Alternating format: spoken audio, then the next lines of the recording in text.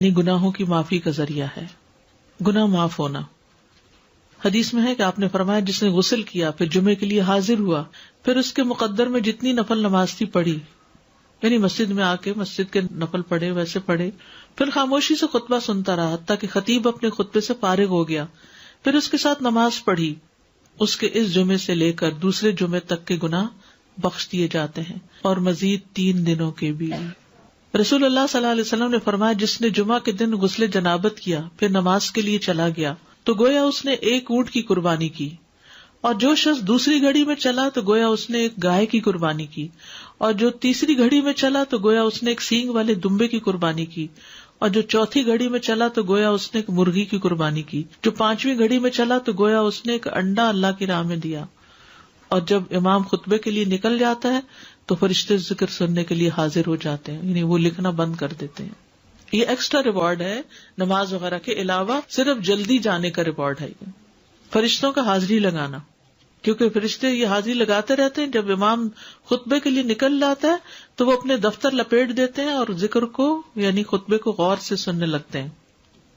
جمعے کے لیے جانے والے قدموں کے لیے خوشخبری۔ عبایہ بن رفاعہ کہتے ہیں کہ میں جمعہ کے لیے جا رہا تھا کہ راستے میں ابو ابس رضی اللہ عنہ سے میری ملاقات ہوئی تو انہوں نے کہا کہ میں نے نبی صلی اللہ علیہ وسلم کو فرماتے ہوئے سنا کہ جس کے دونوں قدم اللہ کی راہ میں غبار آلود ہو گئے اللہ اسے دوزخ پر حرام کر دے گا۔ ہر قدم پر 1 سال کے روزے اور قیام کا ثواب، ہر قدم پر کتنا بڑا اجر و ثواب ہے۔ جس نے جمعہ کے دن غسل کیا اور کرایا، اول وقت میں آیا، خطبہ میں شروع سے حاضر رہا، پیدل چل کر آیا، سوار ہو کر نہ آیا، یعنی ایسی جگہ بھی ہوتی ہے نا کہ جہاں پر مسجدیں بہت دور نہیں ہوتی ہیں، موسم اتنے سخت نہیں ہوتے،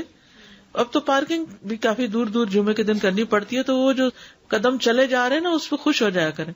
امام سے قریب ہو کر توجہ سے خطبہ سنا، جلدی بھی پہنچ جائے تو ذرا دور گاڑی پارک کر لیں،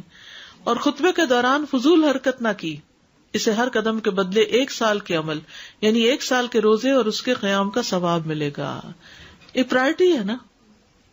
اس کے اوپر کئی چیزیں اور چھوڑنی پڑتی تب آپ اس کو پورا کر پاتے ہیں، ورنہ تو آپ لیٹ ہو جاتے ہیں، کبھی رش میں پھنس جاتے ہیں، کبھی پارکنگ نہیں ملتی تو وہ 1 رکعت بھی نکل جاتی ہے، کبھی آپ دروازے سے باہر نماز پڑھ رہے ہوتے ہیں،